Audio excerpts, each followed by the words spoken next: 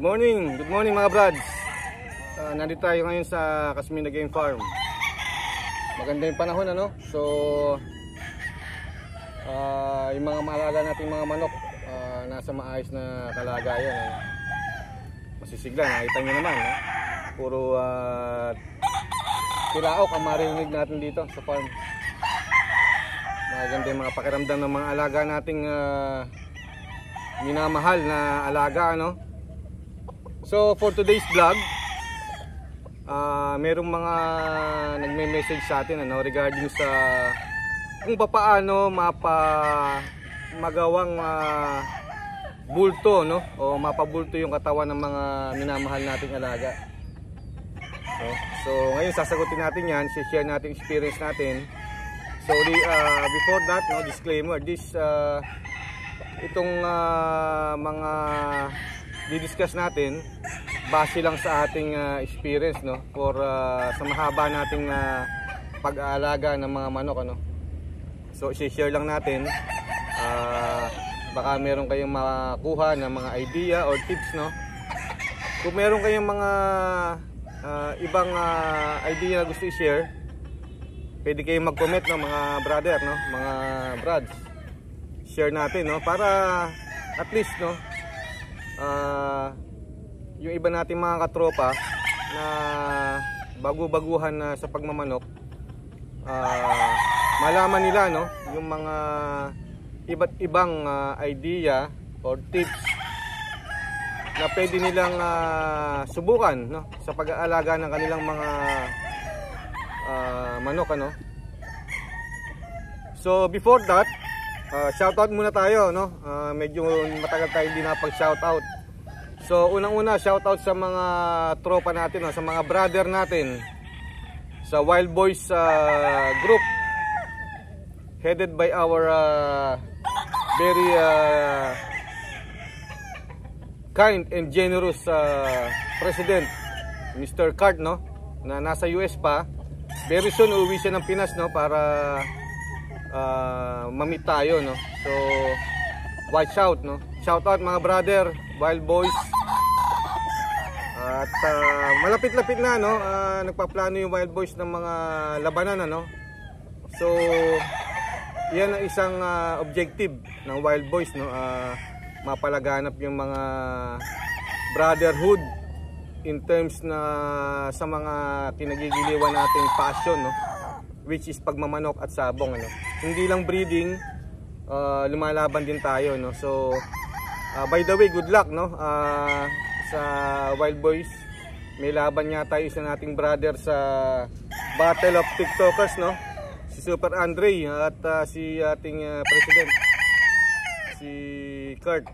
Good luck sa laban natin sa nalalapit na laban no, Battle of TikTokers. So go for the win mga brads no. At sa mga bagong members, welcome mga brads no sa Wild Boys group. Sana magsama-sama tayo ng matagal at patuloy no yung pagbuo ng magandang samahan no. Hindi lang manok-manok o pera-pera no, yung magandang brotherhood ang ating dapat i-promote. At para sa ating din naman to no, through this group pwede tayong mag-improve no, dahil maraming mga ideas no sa kanya-kanyang members na pwede nating kapulutan. Tandaan natin no, ang pagmamanok ay continuous learning. Hindi humihinto itong improvement no. May mga new technology no na hindi natin alam.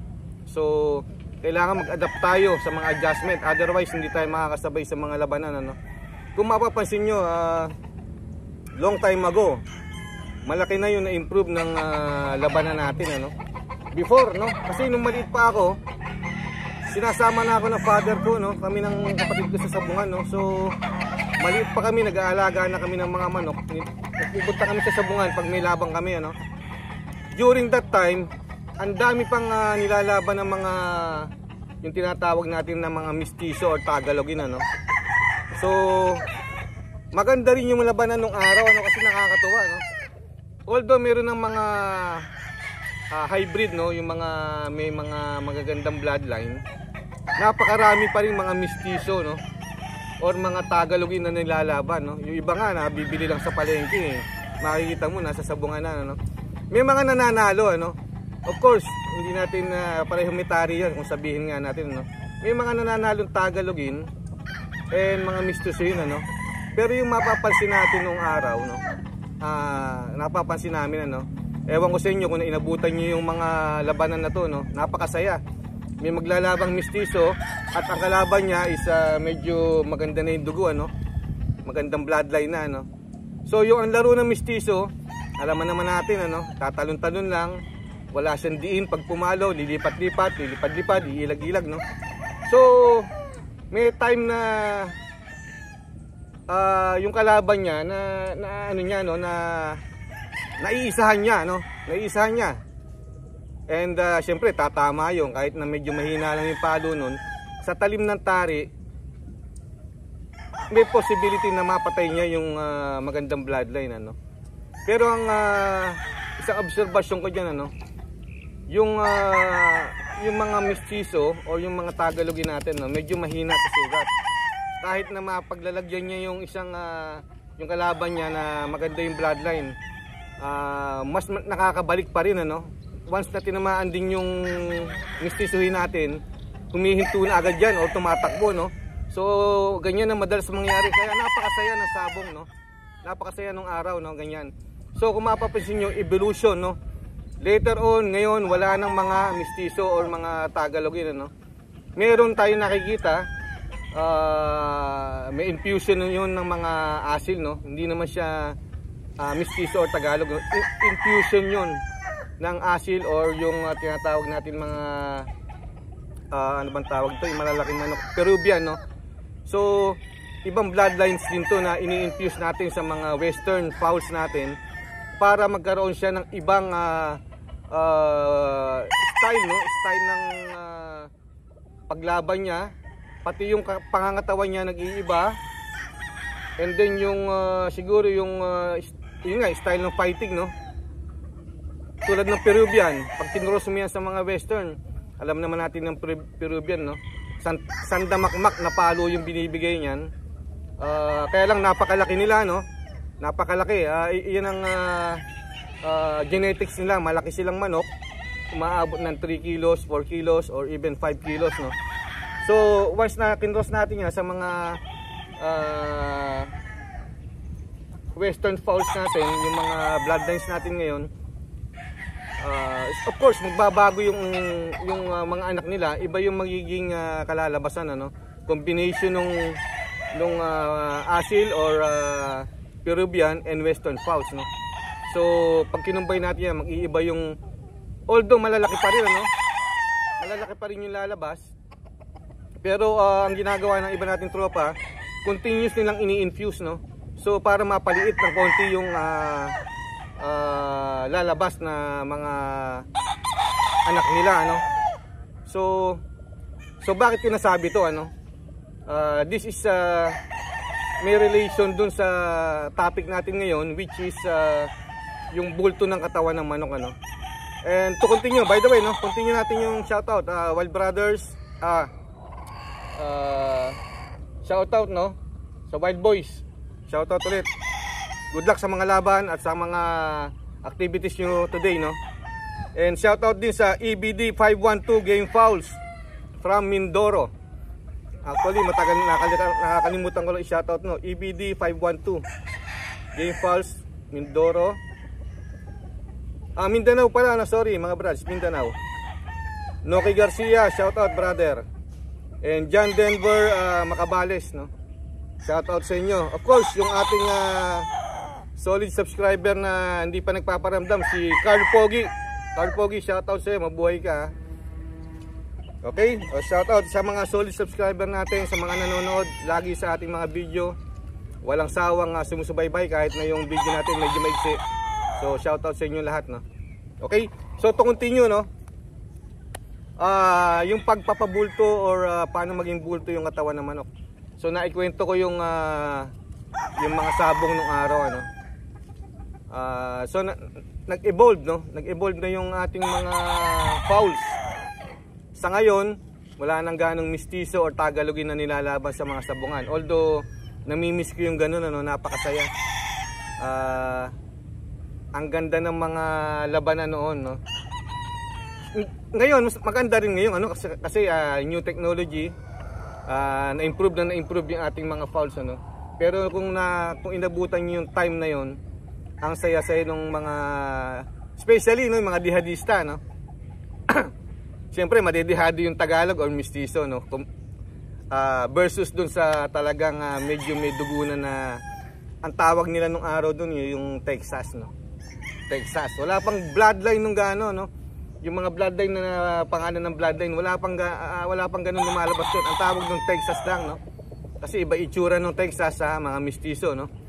So pag naglabanan, no, dihado yung ano, yung siyempre yung Tagalog or mistiso base dun sa itsura, no.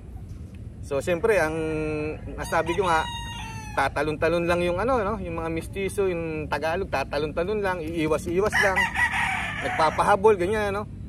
So yung nasisira yung laro ng ano, no, nung tinatawag na Texas. Pero hindi natin masasabi kung sino mananalo kasi ang sasabong pagandahan ng patama, no. Example, yung Tagalog or mistiso nakakasungkit-sungkit ng mga sa palipad-lipad, patalon-talon, pero dahil nga mas matibay itong mga Texas natin, ano, so medyo nakakatagal sila and then nakakabalik pa, no. So pag nabalikan yung mistiso, natamaan na medyo masakit, alam natin yung mistiso or Tagalog, takbo agad yung mangyayari dyan, no. Madalas tumatakbo, no, pag tinamaan ng masakit. So nananalo pa yun nung ano, no.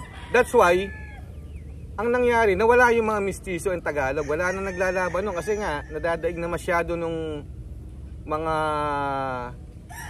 Texas na tinatawag, ano. So kung mapansin nyo ngayon, wala na naglalaban ng mistiso or Tagalog. Meron pa siguro yung mga manok na sa mga remote areas, no, na nakita minsan, ba okay to, pwedeng ilaban to, kahit na mistiso siya, no, nilalaban pa rin. Pero napakadalang na ng ganun kasi nga yung chance na manalo sila sa mga Texas is maliit, no, maliit yung chance, no, dahil sa iba na talaga yung mga klase ng manok ngayon. So going to our main topic, excuse me, this is paano magpabulto, no, ng katawan ng manok. So tandaan natin, ano, yung katawan ng manok is genetics. Genetics yan, no. Ibig sabihin, lahi nila yung ganon, yung katawan, kada ibang lahi, iba-iba yung katawan nila, no. So,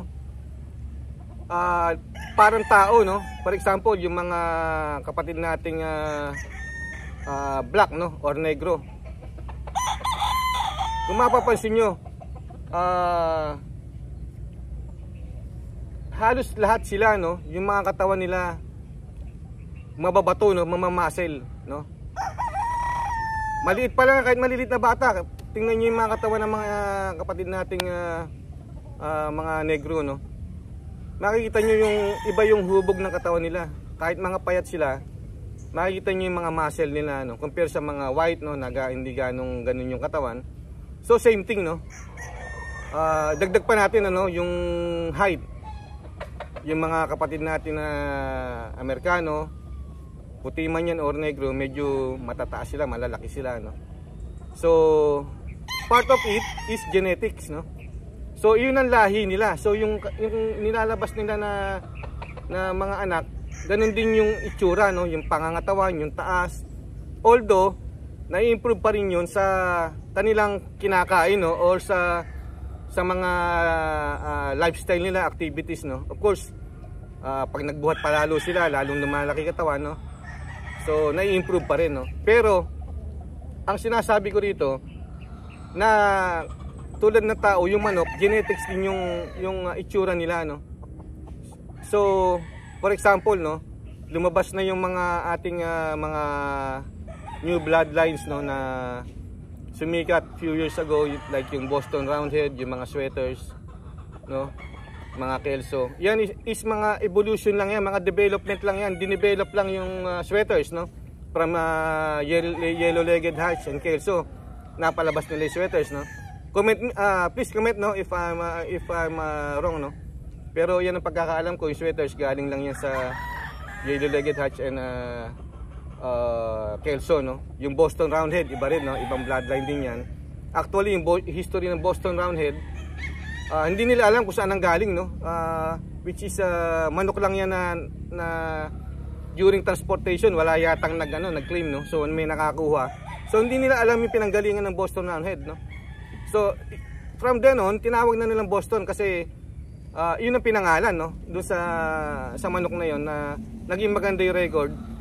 So yung bloodline ng Boston doon ang galing ano. So yung mga anak niya lagi niyang kaitsura no, kahawig kasi nga genetics eh. So nakukuha nung anak yung mga genes no, yung genes ng mga parents niya no.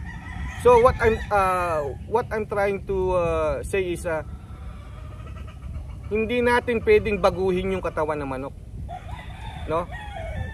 Yung structure ng frame niya hindi natin kayang baguhin no. Kung ano yung pinagparis nyo, expect na lang yung lalabas is yung genes ng mga magulang nila no. Kung yung sinalang yung lalaki at babae is Boston no, ang lalabas doon na characteristics ng katawan niya is Boston no, which is malaki yung dibdib, malapad no, maliit yung pityo, yung buto makapal no. So yun ang lalabas no. Meron ngayon before no, ang dami pa rin naglalaban ng mga yung medyo mga lawitang pityo no. Sinasabi nila na malalakas mamalo, which is totoo yun kasi malalaki yung frame nung manok na malalaking pityo no, yung mga lawitang pityo. Pero tingnan natin sa panahon ngayon, unti-unting yung improvement ganun katindi ano. Halos lahat ng hipo ng manok, yung mga lawitang pityo meron pa rin pero konti na lang no. Hindi tulad nung araw, talagang ang daming mga manok na lawitang pityo no, na pag hinipo mo ba yung ganyan ano, wherein kung compare mo sa mga Boston, ganun ang hipo ano. Ayan, ganyan, ayan, kung nakikita yung mga brad, yung mga lawitang pityo ganyan na hipo no. So meaning to say, yung mga lawitang pityo nanggaling yung forma ng katawan nila sa mga magulang nila no, sa mga ninuno nila no. So hindi natin pwedeng baguhin. Kung ano yung gusto mong palabasin sa manok, kung gusto mo ng tinatawag na football, humanap ka ng materials na ganun ang hipo ano, like Boston or sweaters no, na ganun talaga no. Kung gusto mo naman yung lawitang pityo, humanap ka ng bloodline na medyo lawitang pityo no. Tulad ng meron ako ditong radio no. I'm not sure kung lahat ng radio ganun. Meron akong radio dito, ang laki no, medyo lawitang pityo.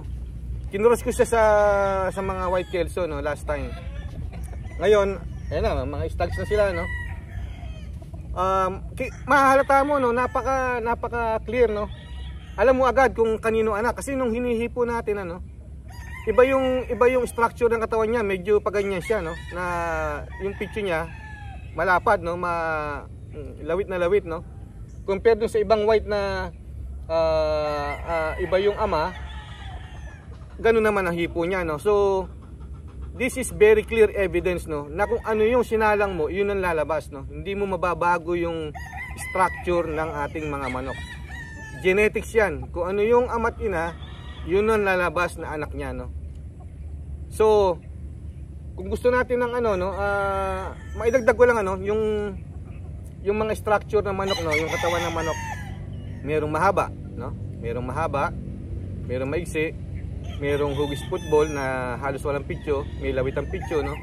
May mataba yung paa, may manipis yung paa no, may buntot na malapad na, may buntot na malabong, may buntot na konti no. So kung ano yung, kung tayo nagbi-breed tayo no, at alam mo yung gusto mo na palabasin, so dapat yung gagamitin mong mga materyales ganun na itsura no. Pati sa pamamalo ano, yung pamamalo ng manok nakukuha nila sa style ng mga magulang nila no. Yun ang tawag dito. May mga marami ng pruweba yan. Kung ano yung gusto mong palabasin na style ng fighting style ng mga alaga mo, kumuha ka ng magulang niya ng mga materyales na ganun ang fighting style, no? For sure lalabas na ganun, no? 100% lalabas yung mga anak niya na ganun ang style ng fighting niya, no? So yan, no? And then yun nga, no? Kung ano yung paborito mong itsura ng katawan ng manok, paborito mong kulay, paborito mong fighting style, ang dapat ang maging materials mo is ganun, ano? Humanap ka ng ganung materials, no?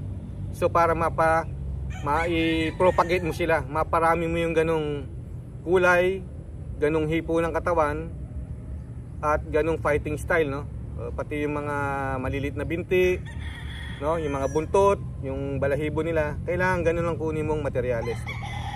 Huwag kang mag-expect, halimbawa kumuha ka ng mga meron kang materyales na gusto mo mapalabas ganitong hipo. Hindi mangyayari sir yun, no? Mga brads, hindi mangyayari yun. Ang lalabas yung mga genes, no? Genetics ng mga magulang niya doon sa anak. Ganun po, ano? So doon naman tayo sa ano, no? May nagtanong naman, no? Paano yung manok daw niya ayaw magubos ng pagkain or namimili ng pagkain, ano? Kaya hindi nakakaubos nung takal nung ano, no, nung pagkain niya. So ang maipapayo ko naman sa kanya, no, ang actually nag-message siya, no, sinagot ko naman sa message, pinayuhan ko siya, no. Kapag yung manok pinakain mo ng isang takal, no, let's say 30 grams, no, para sa mga babae, or 40 grams to 45, 30, 35, 40, 45 sa mga stags. Yung iba nag-uubos, yung iba hindi, ano. May mga ganyang talagang po, may mga ganyang manok talaga, no, na minsan hindi nag-uubos nung pagkain na binibigay nyo, ano. For example, binigyan nyo yung if we are using dry feeding, no, binigay nyo sa mga stags, no, hindi niya inubos, no, yung pagkain. Yung iba nakakaubos, yung iba yung manok na yun hindi naubos, no. Ang example, pinipili niya, no, pinipili niya yung pellet or iniiwan yung grains, o iba naman grains lang yung kinakain, iniiwan ng pellet, no. So ang ginagawa po namin dyan dito sa manukan namin, no, sa mga hindi mga nag-uubos ng pagkain, for example, binibigyan nyo ng 40 grams, no, yung stags o yung mga babae, no.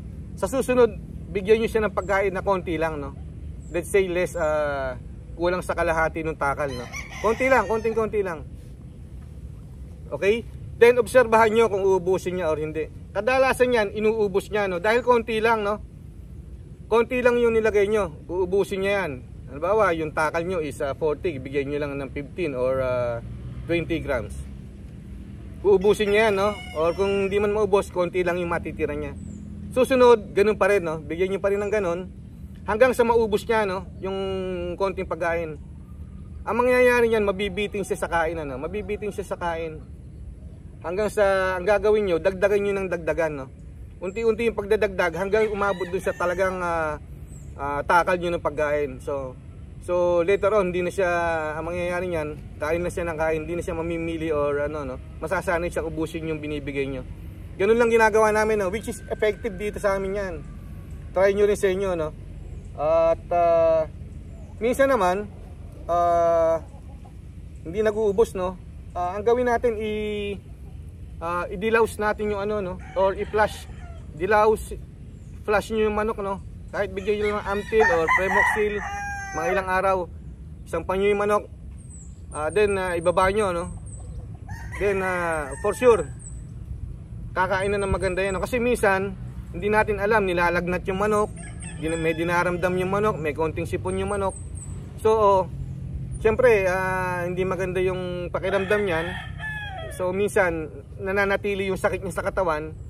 So hindi siya kakain talaga ng maganda, no. So ganun dito, ganun ang ginagawa namin. Tinataas namin yung manok. Tapos pinapainom namin, no, nung mga kahit na Amtil o o Premoxil, ilang araw, no? Nasa taasan, 2 to 3 days. Maobserbahan nyo yan, no? O kaya paliguan nyo manok. Kung di nyo na pa napupurga, purgahin nyo lang, no? Napaka-importante niyan kasi nalilinis yung katawan ng manok, ano? Na nagkokos ng hindi magandang pakiramdam sa kanya, no? So, yun ang isang paraan, no? Effective din sa amin dito yan. Taas mo yung manok, bigyan mo ng gamot, and then 2-3 days, okay na yan. Baba mo ulit, obserbahan mo, no? So, yun ang dalawang pamamaraan dito sa amin, no, na ginagawa namin, no, para yung mga alaga natin masisihang kang tingnan, no, pag pinapakain yung manok. Talagang walang tigil sa tuka sila, no? Hindi na inaangat halos yung ulo hanggang sa maubos yung pagkain nila, no? At isa pang tips, no? Isa pang tip na pwede kong ibigay sa inyo, mga brad, no? Halimbawa, yung manok nyo is kumakain naman ng maayos. Kumakain ng maayos, no? Nakakaubos ng pagkain. Tulad ng karamihan. Pero hindi siya tumataba, no? Hindi siya tumataba. Or so dapat gawin natin, purgahin natin, paligo, no? And then bigyan natin ng i-flush natin, no? Bigyan natin ng gamot. So ganun pa rin, no? Halimbawa, ganun pa rin, no? Try natin baguhin yung pagkain, no? Try natin baguhin pagkain. For example, nagda-dry feeding tayo. Dry feeding. So, hindi tumataba yung manok natin o kulang sa bigat, no? Bakit kulang sa bigat? Wala naman siyang sakit or maganda naman siyang kumain, no? Mapula naman yung mukha, no? Case to case to, mga brother, ha? Yung sinasabi ko, no? Mapula naman yung mukha niya, pero hindi siya tumataba, magaang, no? Anong isang cause bakit magaang? Yung ating alaga, no? Pwede dyan, kulang siya sa tubig, ano? Kulang sa tubig yung katawan ng manok. Kaya tuyo siya, no? Tuyo yung katawan. Alang tubig, kulang sa tubig, no? So, meaning, try natin, i-wet feeding natin siya. Kasi minsan, no, nagda-dry feeding tayo. Totoo nga't laging may inumin, no? May inumin yung mga manok natin, ano? So, baka yung manok na yon tamad uminom, gusto na niya, kain ng kain, iinom ng konti. So, yung katawan niya, kulang sa tubig, no? So, isang way doon, subukan natin yung wet feeding, no? Wherein may tubig na mismo yung pagkain niya, no? May tubig na yung pagkain niya. So, mag-iiba yung water content ng katawan niya. Kasi yung ini-intake niya na pagkain, may kasama ng tubig, no? Kahit di siya uminom, may kasama ng tubig. Tapos iinom pa siya. So, yung tendency nun, yung kulang sa tubig ng manok, katawan ng manok, magbabago, no? Bibigat siya, magkakaroon siya ng katawan ng konti, no? Hindi ko naman sinasabi na maganda yung sobrang tubig sa ating alaga, no? Hindi naman ganoon. Dapat tamang tubig lang, no? Ang pinakamasama yung kulang sa tubig yung ating mga manok, no? Parang tao din yan, no? Kita mapapansin mo yung may mga taong parang tuyong-tuyo, ano? Tuyong-tuyo yung katawan nila. Tapos medyo patpati na ano, no? May ganung case to na maaring kulang sila sa tubig, no? And maganda naman kumain yung mga manok, pero nagtataka tayo, magaang, no? Kaya walang persa pag binito natin, magaang siya. Tapos yung kasi ako personally, ang gusto ko sa manok yung may konting bigat, ano? Hindi naman yun mabigat, yung may konting bigat lang na angkop sa taas ng manok, no? Sa size ng manok, may konting bigat. Kasi ayoko sa manok yung magaang masyado, no? Gusto ko yung medyo may power siya, no? Saka yung paghipo mo siya, yung talagang mararamdaman mo na medyo may laman-laman ng konti, na malakas talaga yung manok, no? Yung tama lang, no? Yung tama lang na medyo hindi naman siya kulang sa timbang, no? Yung tamang bigat, no? Base sa size niya. Ganun ang para sa akin, no? Yung iba naman kasi, iba naman yung preference nila, no? So, ganun lang, no? And para mapabulto nga, make sure na maganda yung pagkain natin, no? Kami dito, dry feeding ang ginagamit namin. Kasi ito, yung mga dry feeding na mix feed, no? They are, formulated na to. Yung recommended content niya, ginawa na, no? Nandun na sa isang bag, no? Sa lalagyan niya. Kompleto na yan, no? may mga expert tayong nagtitimpla na niyan, no, yung mga gumagawa ng feed. So kami dry feeding ginagamit namin. So yung ang tawag dito, ingredients niya, yung mga crude protein, yung mga iba't ibang sangkap, no, para sa pangangailangan ng manok, kompleto na, no? So yun ang ginagamit namin. Iba naman excuse me, iba naman nagbababad ng conditioner and then pellet. So pwede rin yun, no? Base lang din to sa dapat i-try natin, ano. Try nyo rin, tapos kung ano yung magandang kalalabasan, yun ang gamitin natin, no?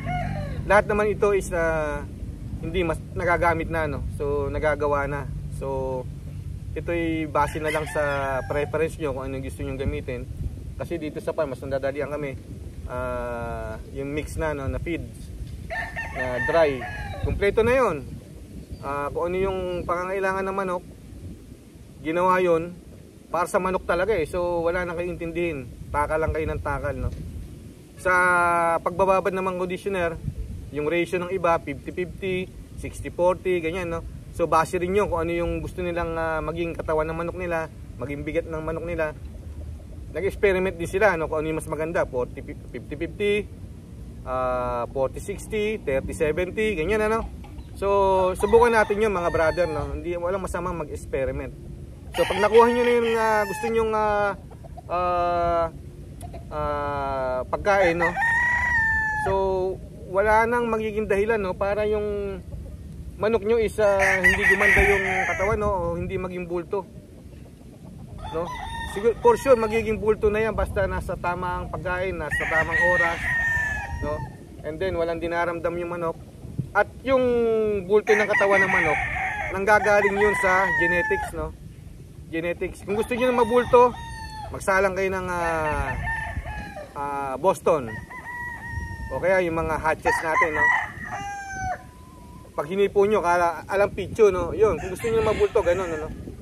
Laging lalabas dyan, mababalikat na malaman yung mga dibdib, no. Walang ala kayo masasalat na pitcho. Ganun ang paano maging bulto yung katawan ng manok, ano. Pero kung ang sinalang nyo is mapitcho, huwag ka mag-expect na ang lalabas ng manok sa'yo is yung mabulto na mamasel, no. So hindi ganun, ano. Hindi mangyayari po, sir, yun. Yung mga ganong hinahanap natin. So number 1, genetics, no, yung katawan ng manok, yun ang tandaan natin. And number 2, the way we take care of our chickens, yun ang napaka-importante. Genetics and the way we take care of our chickens, no? Yun lang po. Sigurado ako magiging maayos yung mga palabas nyo, no, sa mga simple tips kung ito po ay ginagawa nyo, or kung meron kayong mga ibang information or suggestion, mag-comment tayo, mga brother, para ma-consolidate natin yung iba't ibang ideas natin, no? Para ma-improve natin yung pag-aalaga nating mga manok, no? So teka muna, papakita ko lang yung isang sample dito ng ano, no, ng stag natin, no?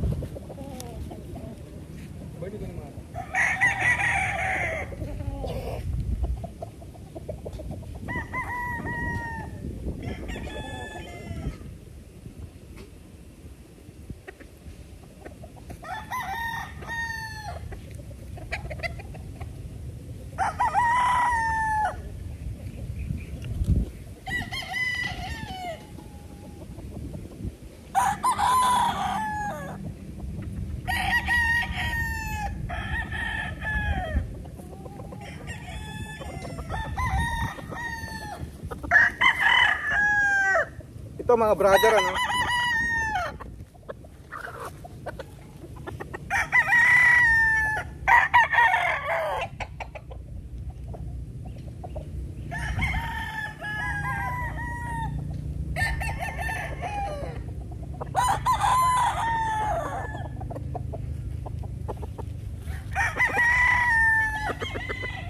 ito, mga brother, ano, isang batang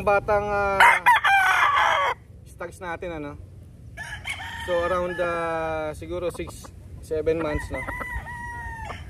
Pero yung katawan niya bulto na. So bata pa sila, yung katawan nila is maganda na yung frame, no? Maganda yung balikat, maganda yung binti, ano? So hindi ganong lawit ang pityo. Tapos mga 3, 4, 5 months ganun na yung katawan nila, no? Makikita mo na bulto na, no? Magaganda yung balikat, masarap pipuin na, no? So ito is because yun ang lahi niya, no? Yun ang lahi niya. So maliit pa lang siya, ganun, ha? So habang lumalaki siya, lalong gumaganda yung katawan niya, no? Medyo tumitigas ng konti, lalong lumalapad yung balikat, no? So ito yung genetics niya, no? Kasi yung magulang nito, ganito itsura din, no? So yun ang talagang lalabas sa kanya, no? Medyo hindi ganong mahabay katawan, yung feather niya ganyan, no? Hindi ganun, yung buntot niya tama lang, no? Tapos yung katawan is halos kamukha ng tatay niya, no? Yun ang in-explain ko kanina, no, na yung bulto ng katawan ng manok is genetics. Ngayon, magandang food supplement o magandang pagpapakain, no, nasa tama, na-maintain natin sila, no, hanggang sa magkaedad sila. So yun lang yung in-explain ko kanina regarding sa pagkabulto ng katawan ng manok. Okay? So saan namin natutunan kayo, mga brother, sa maigsi nating discussion today, no? Actually, maselan yung YouTube pag nakakita ng minsan hawak mo lang manok, hindi nila ina-approve, eh. So soli ko lang muna to, ha.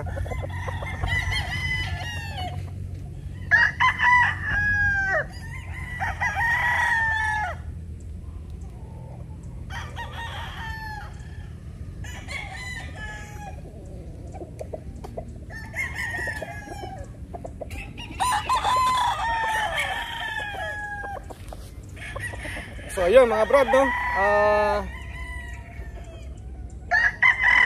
Kung nagustuhan nyo, palike na lang ng video, share natin, no? Para makita ng iba nating tropa. At sa mga hindi pa nakapag-subscribe, you can subscribe, no? And follow my YouTube channel, no? Ito naman hindi pilitan, no?